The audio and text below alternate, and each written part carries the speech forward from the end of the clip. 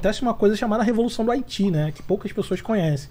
A Revolução do Haiti foi uma revolução muito violenta, né? Ela muito inspirada no que aconteceu com a Revolução Francesa, dos princípios de igualdade, fraternidade, piriri, pororó.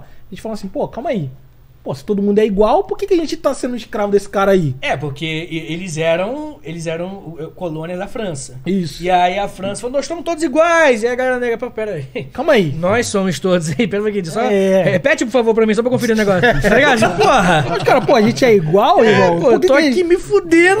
Como assim? É uma coisa errada. E aí fizeram a revolta do Haiti, E aí que começa... foi o maior medo da elite brasileira. Por quê? Porque o Haiti se tornou a segunda república nas Américas, né? A primeira foi os Estados Unidos, a segunda foi o Haiti. E a primeira república da história a ser comandada por ex-escravizados. Porque os ex-escravizados... Aqui no Brasil os caras falam, meu, se isso vem pra cá, não, acabou nossa mamata. Essa é só metade da história. Ah, o fim da história é todos os brancos foram mortos, massacrados. É aquela música do Caetano Veloso, né? Que o Haiti é aqui. O Haiti é aqui. Porque o que acontece é que, do mesmo jeito que a Revolução Russa decapitou reis, no Haiti se decapitou brancos. E quem não conseguiu fugir morreu. Então os engenhos foram queimados. Então assim, o Haiti virou, no coração do Caribe, o medo de todas as elites. É o que aqui no Brasil chamava-se de haitianismo. Que é esse medo de... cara, o apagamento do Quilombo dos Palmares, ele é o medo do haitianismo. Porque o Quilombo dos Palmares era monstruosamente grande, era poderoso, deu muito trabalho pra destruir. Foi um século resistindo às invasões. E aí se junta, parece mais 2, mais 3. Mais um no sul, mais um no nordeste, mais um no norte, mais um no sudeste. Acabou. Então, vai rolar um Haiti aqui no Brasil. No início do século XIX, a Bahia tinha revoltas de escravizados assim, a cada década, a cada 5 anos tinha uma grande revolta, né? A mais famosa é a revolta dos Malês, que a gente já mencionou, que foi a que chegou mais perto, né, de dar certo. E aí os caras falaram, olha, a gente precisa realmente reprimir com muita força, e aí que a repressão entra muito forte. Inclusive separando esses negros chamados negros minas, de origem mina, eles são separados, são mandados pro sul do país, para Pelotas, que era o inferno pro escravizado, que era as charqueadas, que era muito frio, trabalho exaustivo, com sal. O cara trabalhava... charque, né? Aquela carne? Carne seca, né? Detonava. Então, detonava, e era muito cruel, muito violento, né? Então as pessoas tinham muito medo de ser mandado para lá. Então eles fazem esse trabalho de repressão, enviam muito dos revoltados de volta para a África, né? Extraditam, a primeira vez que isso acontece é extraditar pessoas escravizadas de volta para a África, justamente para conter, porque o Brasil realmente tinha medo. E isso foi, essas leis, lei da vadiagem, o branqueamento, isso tudo é um processo de contenção para que não se exploda o Haiti. O medo do Haiti é o maior medo da elite brasileira nessa época, né? Com certeza. Mas uma coisa interessante, né? Que você tá falando sobre você exportar, tirar, alforriar uma galera. Antes da Lei Eusébio de Queiroz, em 1850, aquela lei que proibiu o tráfico negreiro que a gente comentou aqui agora há pouco, antes, o preço de uma pessoa escravizada era muito pequeno. Não era absurdo, não eram só ricos que tinham. Antes de 1850, quando ainda rolava o tráfico negreiro. Era caro, obviamente que era caro, mas não era absurdo. Não era muito estranho uma família de classe média baixa, branca, possuir uma pessoa. Tá. Não era absurdo, sabe? Era uma coisa meio que acontecia. E então por isso, né, já que era tão barato, tá no momento de crise, libertar uma galera. Tá no momento de bonança, compra mais os 3.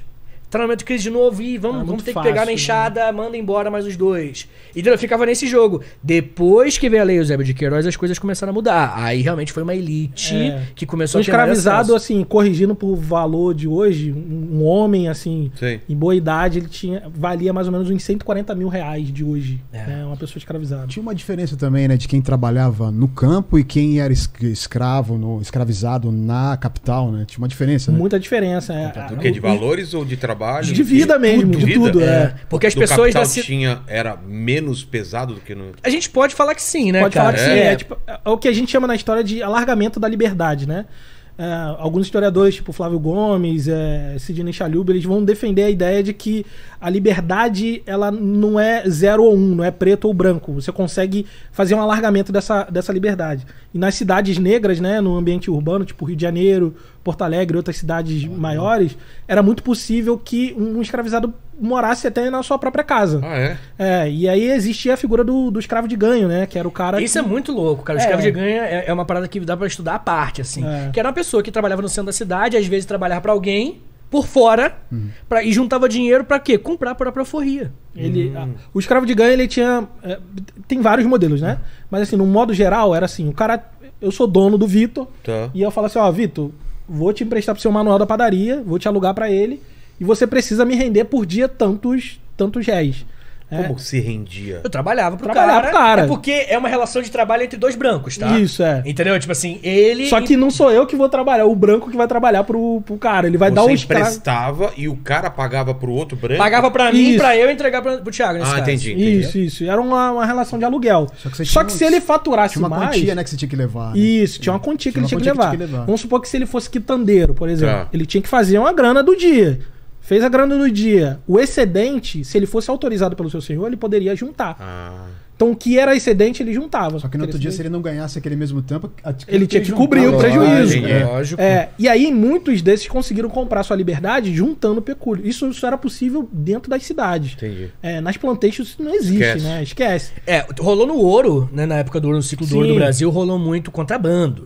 Contrabando. A galera assim? que trabalhava nas minas, principalmente em Minas Gerais, né, nessa região, a galera que era escravizada trabalhava nessas minas em condições horríveis, acho que talvez seja o pior momento, pra população negra no Brasil, que foi o século XVIII inteiro, 1600 a 1700, foi 1700 a 1800, até o contrário.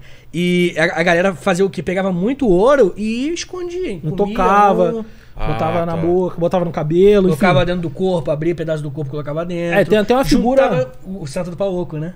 não sei. Não, eu ia falar de uma figura que é muito conhecida, que é o Chico Rei. O Chico Rei, ele foi um escravizado nessas minas, que ele foi juntando dinheiro, né, malocando, e ele comprou sua própria mina, né? Então tem hoje lá, você pode ir lá, se não me engano, em Diamantina, se eu não me engano, tem a mina de Encardideira, que foi do Chico Rei, que era um ex-escravizado, que comprou sua própria alforria, comprou a alforria de outras pessoas, e ele tinha esse nome de rei porque ele era reverenciado como um rei, e ele comprou a alforria dos seus súditos, né? Olha. Dessa galera ali, e ele conseguiu se estabelecer ali naquela região, construiu uma igreja, enfim, fez uma irmandade, que era também muito comum nessa época, as irmandades católicas de negros, as irmandades de pretos, tinham em todos os lugares, que era como se fosse um clube.